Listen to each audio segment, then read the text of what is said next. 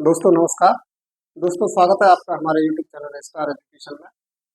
दोस्तों अब तक हम कार्बन के बारे में बहुत सारी चीज़ें सीख चुके हैं और उससे बने हुए जो कंपाउंड्स होते हैं उसके बारे में भी हम बहुत सारी चीज़ें जान चुके हैं।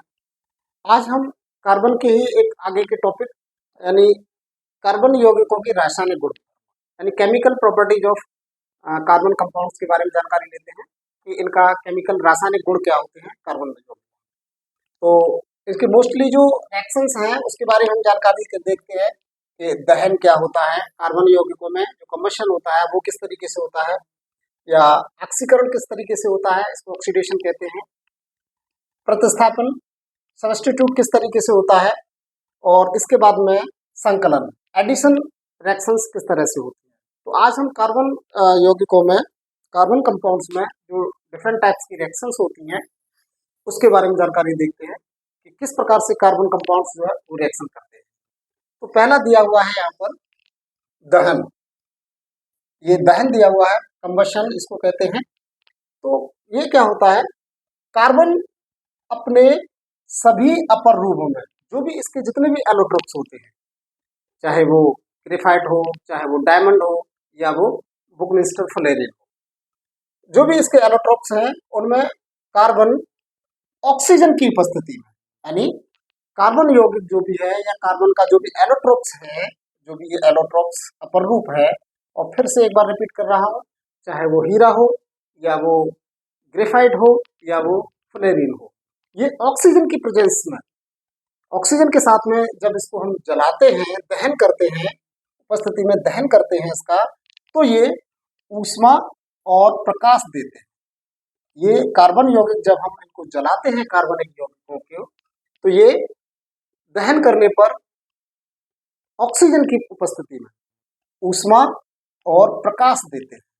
फिर से मैं बोल रहा हूं कि जब हम कार्बन के एलोट्रोप, अब वो एलोट्रोप कोई भी हो सकते हैं, चाहे वो डायमंड हो या वो ग्रेफाइट हो या वो फ्लेरिन है, जो भी कार्बन के एलोट्रोप्स हैं या कार्बन का कोई यौगिक है, जब हम उसको ऑक्सीजन के साथ, ऑक्सीजन की प्रेजेंस में जब हम उसको जलाते हैं, उसका दहन करते हैं, तो ऊष्मा मिलती है, प्रकाश मिलता है और इसके साथ में हमें कार्बन डाइऑक्साइड मिलती है। क्या मिलती है हमें? कार्बन डाइऑक्साइड, मोस्ट इंपॉर्टेंट है। ऊष्मा प्रकाश के साथ में हमें इसके दहन करने पर क्या मिलता है? Carbon dioxide. तो इसका रिएक्शन दिया हुआ है, कोई भी कार्बन है, जब हम उसको ऑक्सीजन के साथ में दहन करते हैं उसका, तो हमें कार्बन डाइऑक्साइड मिलता है CO2, और उसके साथ ही हमें ऊष्मा और प्रकाश मिलता है, लाइट मिलती है, ऊष्मा मिलती है। नेक्स्ट दूसरा रिएक्शन देखते हैं। कोई भी कार्बन यौगिक है, जब हम उसको ऑक्सीजन के साथ में रिएक्ट करते हैं, तो यहाँ पर भी हमें CO2 मिल रही है, कार्बन डाइऑक्साइड, और यहाँ पर जल मिलता है हमें, और जल के साथ साथ ऊष्मा और प्रकाश मिलता है। नेक्स्ट एक और रिएक्शंस देखते हैं इसकी हम। ये एथिल अल्कोहल है, कार्बन कंपाउंड्स है, और जब इसको भी हम ऑक्सीजन के प्रेजेंस में इसका दहन करते हैं, तो इसके दहन करने के बाद भी हमें कार्बन डाइऑक्साइड, CO2 और जल मिलता है, वाटर, और इसके साथ में ऊष्मा और प्रकाश मिलता है। तो ये था कार्बन एलोट्रोप्स है, कार्बन यौगिक है कोई भी, उसके दहन का प्रोसेस, कि जब भी कोई कार्बन का कंपाउंड या कार्बन का एलोट्रोप दहन करता है, जब हम दहन करते हैं उसको या उसको जलाते हैं ऑक्सीजन की उपस्थिति में, तो वह कार्बन डाइऑक्साइड देता है और साथ में ऊष्मा और प्रकाश देता है। यह है इसका पहला गुणधर्म, पहला प्रॉपर्टीज है कि कार्बन यौगिक या कार्बन एलोट्रोप्स दहन किस प्रकार से करते हैं और क्या बनाते हैं। अब हम नेक्स्ट प्रोसेस पर चलते हैं। इससे पहले एक एक्टिविटी देख लेते हैं। इसका एक एक्टिविटी है कि एक्टिविटी क्या है। दोस्तों आपको मैं बताऊं, जनरली सबके घरों में होता है कि आप या तो नेफ्थलीन ले लीजिएगा, और नेफ्थलीन नहीं है तो आप कैम्फर ले लीजिएगा, और उसको आप कहीं भी किसी भी स्पेस पर रख करके, ओपन स्पेस में है या कहीं भी रख करके उसको जलाइए, और जलाने के बाद में एक प्लेट ले लीजिएगा, और उस प्लेट को उस जलाने के जो उसकी लौ निकलती है उस लौ के ऊपर रख लीजिएगा। देखिएगा कि क्या निष्कर्ष निकल के आता है।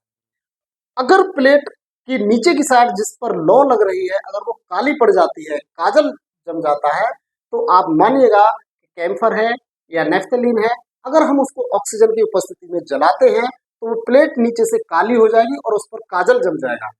वही काजल जो होता है वो कार्बन होता है।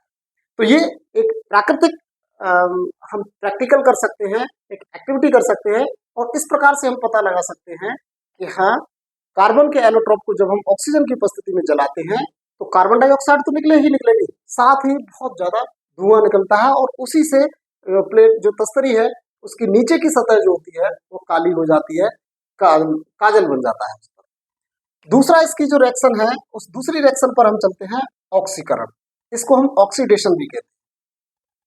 तो इसमें क्या होता है, किसी भी अभिक्रिया में ऑक्सीजन के ग्रहण करने यानी कोई भी केमिकल रिएक्शन हो रही है और जब उसमें ऑक्सीजन ग्रहण होती है या तो ऑक्सीजन उसमें ग्रहण हो या इसके बाद में हाइड्रोजन उस अभिक्रिया से बाहर निकल रहा हो, या तो ऑक्सीडेशन की अभिक्रिया में क्या होता है, ऑक्सीजन को ग्रहण किया जाता है। कोई भी रासायनिक अभिक्रिया है और अगर उसकी कार्बन की रासायनिक अभिक्रिया है और उसमें अगर ऑक्सीडेशन हो रहा है तो ऑक्सीजन तो उसमें ली जाएगी और ऑक्सीजन लेने के साथ ही उसमें जो भी हाइड्रोजन होगा उसको त्यागने की, बाहर निकालने की जो प्रक्रिया होती है वही ऑक्सीकरण कहलाती है। वही ऑक्सीकरण कहलाती है। मीन्स किसी भी कार्बन की रासायनिक अभिक्रिया के अंदर ऑक्सीजन को ग्रहण करना और हाइड्रोजन को निकालना या हाइड्रोजन को त्याग करना।